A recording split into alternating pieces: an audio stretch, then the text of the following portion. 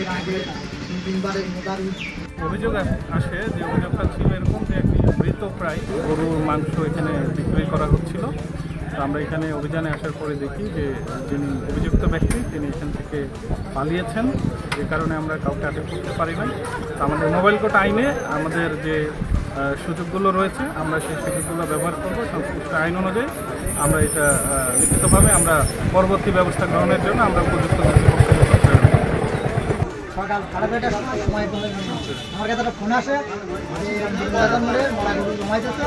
আমি আসার পরে আমাদের মেম্বার সাহেব রবিন ভাই এবং এলাকার কিছু কিছু বন্ধু ব্যক্তি ছিল, তারা এই শুনলো যে গোষ্ঠটা মনে হয় ওই ইয়েতে জমাই কিনে নিয়েছে মোড়া গরু নেঙে ভরি দিচ্ছে। এখন নেওয়ার পরে আমাদের মেম্বার সাহেবটা সবাই মিলে এখানে আটকে দিয়েছে। দেওয়ার পরে এর আগে সিলিটা মোজা এবং ওই মিলন এ আছে জলদস্যু এবং সুন্দরবনের ভূমিদস্যু ছিল এই মিলন। এর মনে করেন আগে গরু ব্যবসাটা করতো না, ইদানিং এসে মরা গরু কাটাকাটি করে এবং বিভিন্ন জায়গায় চুরি ডাকাতিও করে মিলন। এবং এদের কাছে যে অস্ত্রগুলো আছে অবৈধ। যাই হোক, আমি যেটুকু শুনতে পেলাম এর আগে মোজা আর মিলন 3 জায়গায় ধরা খাইছিল এরকম মরা গরু জমাই দোকানে। আমাদের চেয়ারম্যান কাশেম মামার কাছেও দুটো জরিমানার নতুনটাও দেওয়া আছে এবং আমার কাছেও একটা আছে, আমাদের মেম্বার সাহেবের কাছে একটা আছে।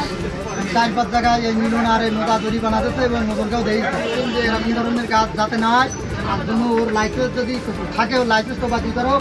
আর এই মোড়ের মাথায় এই যে জায়গাটায় এখানে কোনো ওদের গরু মানে কাটার কোনো ব্যবস্থা না হয় এই জোর দাবি সাধারণ জনগণ করছে, আমিও করছি।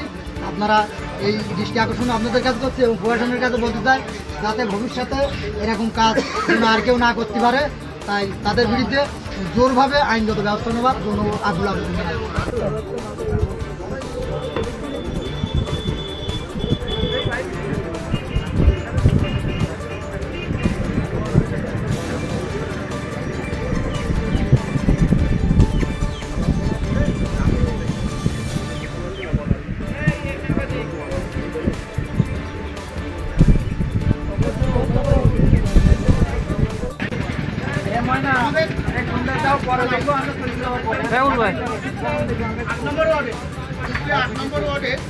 সেই ভাই এবং সে ব্যাপক হচ্ছে যে কারণে আমাদেরকে